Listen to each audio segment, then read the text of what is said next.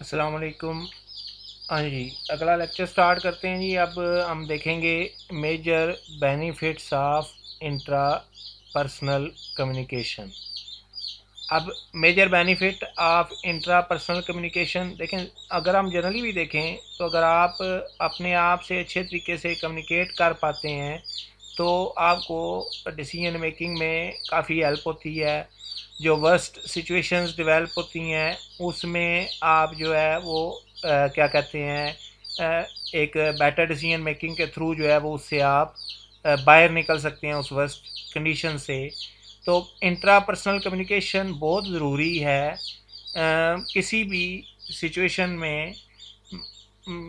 Decision making हो, long term goals आपने set करने हैं, एक वर्स्ट सिनेरियो डेवलप हो गया उससे आपने बाहर निकलना है। तो सबसे पहले पर्सनल बेनिफिट्स क्या होते हैं जी। To a great extent our personal accomplishment and joys depend on our effectiveness as interpersonal communicators. Effectiveness, effectiveness का मतलब क्या है? डिजायर्ड रिजल्ट्स अचीव करना। ये बहुत ज़्यादा वर्ड यूज़ होता है और इसको बड़ा इंपॉर्टेंस दें। इफेक्टिवनेस का मतलब क्या है कि जो डिजायर्ड रिजल्ट है वो अचीव हो। फॉर एग्जांपल मैं एक टीचर हूँ, मैं आपको पढ़ाना चाह रहा हूँ, मेरे पास जितना भी नॉलेज हो, लेकिन अगर मैं आपको प्रॉपरली कम्युनिकेट नहीं कर पा रहा तो डिज़ायर्ड रिजल्ट अचीव नहीं होंगे। यानी कि मेरी जो टीचिंग है उसकी बेसिक जो मेरी रिक्वायर्ड आउटपुट है वो ये है कि स्टूडेंट को एंड ऑफ द डे बात समझ आनी चाहिए। तो ये हम क्या कर रहे हैं, हम इस वक्त इंटरपर्सनल कम्युनिकेशन कर रहे हैं, मैं आपके साथ कम्युनिकेट कर रहा हूँ। तो अफेक्टिवनेस एज इंटरपर्सनल कम्युनिकेटर जो है वो डिपेंड करता है हमारी अकम्पलिशमेंट को। अब अगर मैं एक अच्छा टीचर, स्टूडेंट मुझे एक अच्छा टीचर समझ रहे हैं तो इसका मतलब है कि मैं as an interpersonal communicator effectively अपना मैसेज कम्युनिकेट कर पा रहा हूँ। The bonds of relationships are made, sustained at and at times broken through our interpersonal communication. The success of our family relationships depends heavily on the interpersonal communication among the members. ये benefits of interpersonal communication को वो describe कर रहा है। Sorry, दूसरा जो professional है तो उसमें भी आप एक टीचर की एग्जांपल ले सकते हैं कि एक टीचर जो है वो प्रोफेशनली सक्सेसफुल तभी होगा जब वो एक अच्छा कम्युनिकेटर होगा। अगर वो अपना नॉलेज कम्युनिकेट ही नहीं कर पा रहा तो कभी भी प्रोफेशनली सक्सेसफुल नहीं होगा। इसी तरह से अगर आप एक इंटरव्यू देने जाते हैं तो वहाँ पे आपको जॉब के लिए सिलेक्ट किया जाता है या नहीं किया जाता, ये भी डिपेंड करता है कि आप अपना जो पॉइंट ऑफ व्यू है या आप अपना जो नॉलेज है वो उसको कितना इफेक्टिवली कम्युनिकेट कर पाते हैं। तो अगर आप जितना अच्छा इंटरव्यू देंगे उतना आपकी जॉब हंटिंग जो है वो आसान हो जाएगी। The nature of interpersonal communication, अब देखिए ये जनरल चीज़ होती है लेकिन असल चीज़ जो आपने समझनी है कि वो जब नेचर की बात कर रहा है तो उसके नीचे वो बेसिकली डिस्क्राइब क्या कर रहा है। Verbal and non verbal interactions between two or more interdependent individuals represent interpersonal communication. This simple definition entails a variety of characteristics as discussed in the following paragraphs. ठीक है, इज बिटवीन इंटर रेलेंट पर्सनस, मतलब वो कहता है कि जो interpersonal communication की जब वो नेचर डिफाइन कर रहा है तो बेसिकली ये है क्या। तो सबसे पहली बात वो ये कह रहा है कि ये हमेशा उन लोगों के दरमियान होगी जो इंटर रिलेटेड है, जिनका आपस में कोई ना कोई लिंक है। Interpersonal communication takes place between individuals who are in one way or another way linked. अगर मेरा किसी से कोई वास्ता ही नहीं है, मैं फैज़ाबाद में खड़ा होकर लोगों को तकरीर करना शुरू कर दूँ तो मेरा उनसे ताल्लुक ही कोई नहीं है तो कौन मेरी तकरीर सुनेगा। Interpersonal communication this includes what happens between a daughter and mother, a superior and subordinates, two brothers, a lecturer and student, two friends and so on. तो सबसे पहली बात यह है कि इंटरपर्सनल कम्युनिकेशन जो है वो हमेशा किन लोगों के दरमियान होगी, जो एक दूसरे के साथ किसी ना किसी तरीके से कनेक्टेड है।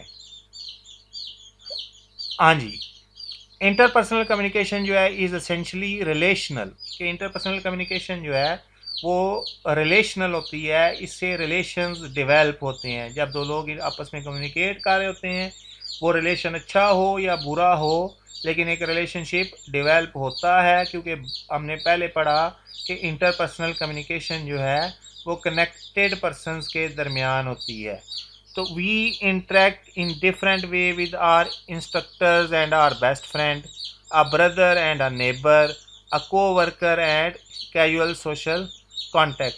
तो रिलेशंस जो हैं, इंटरपर्सनल कम्युनिकेशन जो है वो दूसरी वो बात ये कर रहा है, एक तो उसने कहा कि वो कनेक्टेड लोगों के दरमियान होती है, दूसरा वो कम्युनिकेशन कैसे होगी, ये डिपेंड करता है कि जिसके साथ आप कम्युनिकेट कर रहे हैं उसके साथ आपका रिलेशन क्या है। दो भाइयों के दरमियान गुफ्तगू किसी और तरीके से होगी, और बाप और बेटे के दरमियान गुफ्तगू किसी और तरीके से होगी।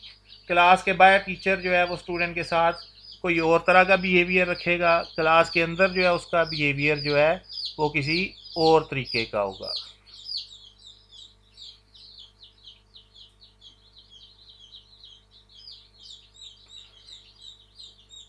इंटरपर्सनल कम्युनिकेशन कवर्स एक्सट्रीम्स, ठीक है जी।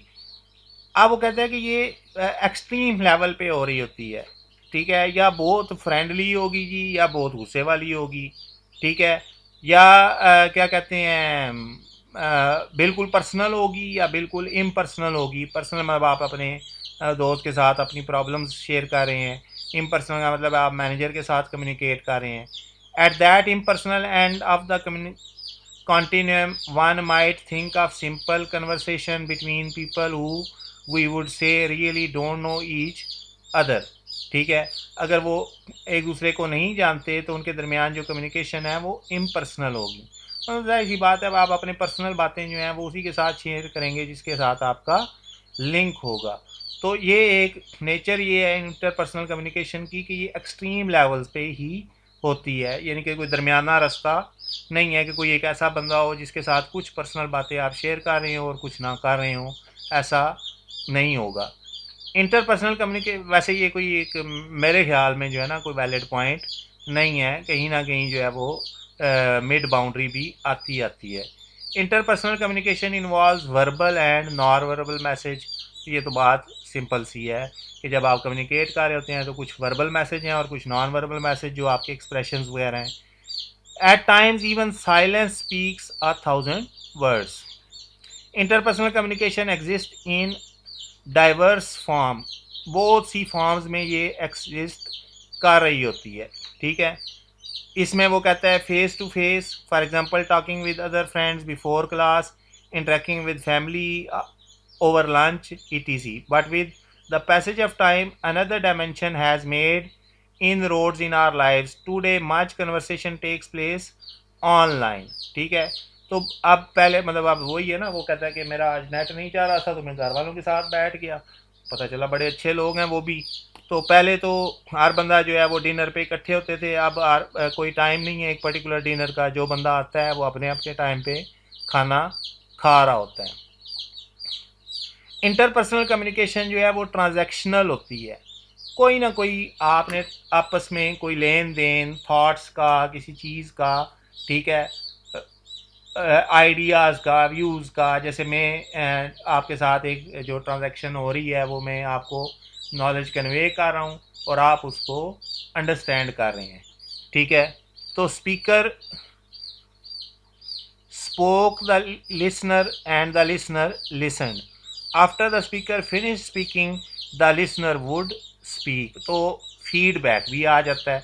तो ट्रांजेक्शन कैसे, मतलब मैं बोलता रहा तो उसके बाद जब स्टूडेंट क्वेश्चन कर रहा होता है तो ये ट्रांजेक्शन कंप्लीट, यानी कि लेन देन हो गया। मैंने पहले कम्युनिकेट किया, फिर आपने कम्युनिकेट किया। Communication was believe to be proceeding in fairly straight line.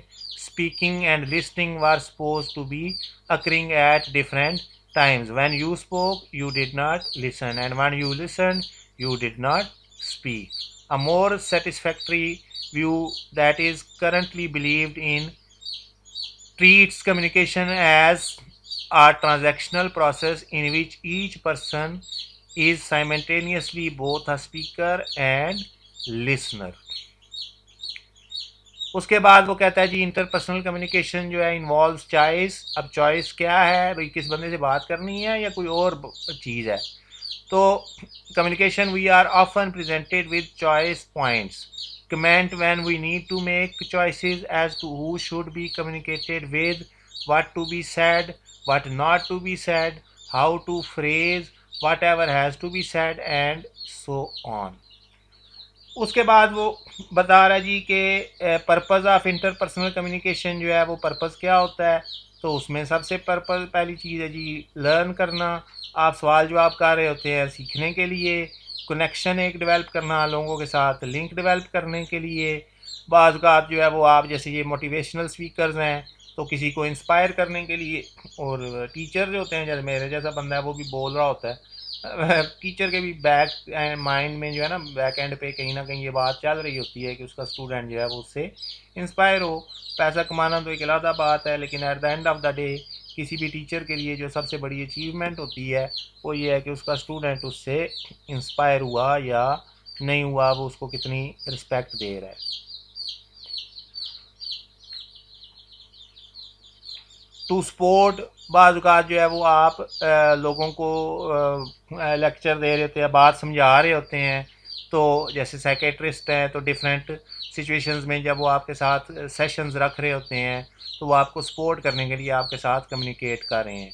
To play and enjoy messaging friends about out station holidays, discussing interest on chat, making a practical joke. तो ये क्या है, हम क्यों कम्युनिकेट कर रहे हैं, इंजॉय करने के लिए। इंटरपर्सनल कम्युनिकेशन को इम्प्रूव कैसे किया जा सकता है जी, जब आप बात कर रहे हो तो आपके चेहरे पे स्माइल हो, अगला बंदा बोर ना हो रहा हो। इनकरेज अदर्स, उनको इनकरेज करते हैं कि जो भी आपकी कम्युनिकेशन है उसके बारे में जो है वो अपना फीडबैक दें। ठीक है, आपकी जो वीकनेस है उसके बारे में आपको बताए। ठीक है, तो जब आप दूसरों को इनकरेज करेंगे कि वो आपको फीडबैक दे, जैसे मैं आपको ये लेक्चर रिकॉर्ड करके मैं यूट्यूब पे अपलोड कर दूंगा, तो मैं फिर कमेंट्स देख रहा होता हूँ कि बच्चे क्या कमेंट्स कर रहे हैं। तो इसमें अगर आपको कोई नेगेटिव पॉइंट नज़र आता है जहाँ पे आपको लगता है कि इम्प्रूवमेंट की ज़रूरत है तो लाजमी उसको कमेंट किया करें। मतलब बाकी चीज़ है, कुछ कमेंट्स इस तरह के आ जाते हैं जी हाँ ये रीडिंग हो रही है वगैरह वगैरह। तो देखिए हर बंदे की अपनी ज़रूरत है। बहुत से लोग हैं जो कि बगैर बुक के जो है उनको जनरल अगर लेक्चर दिया जाए तो वो उनके लिए बेहतर है, लेकिन हमारा काफ़ी सारा स्टूडेंट है जो उसके पास अवेलेबल मटेरियल है वो ये चाहता है कि उसको तो समझे ना पहले कि इसमें ये लिखा हुआ क्या है। ठीक है जी। Have a courtesy for others, दूसरों के बारे में जो है वो आप में एक हम्बलेंस होनी चाहिए। दूसरों को आप इम्पोर्टेंस दें, दूसरों की राय को जो है वो आप सुने, उसको समझें, और अगर वो आपको ठीक लग रही है तो उसको एक्सेप्ट करें।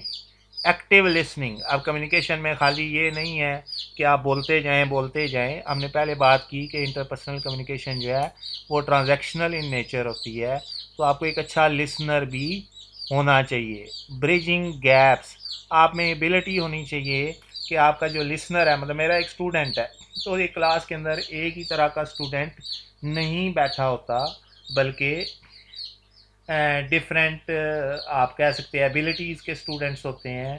तो मैंने बेसिकली ये देखना होता है कि मैंने अपना नॉलेज है जो मेरे पास और जो स्टूडेंट का जो लेवल ऑफ अंडरस्टैंडिंग है उसके दरमियान जो गैप है मैं उसको ब्रिज कर सकूं, उसको फिल कर सकूं, तो मैं एक अच्छा कम्युनिकेटर हूँगा।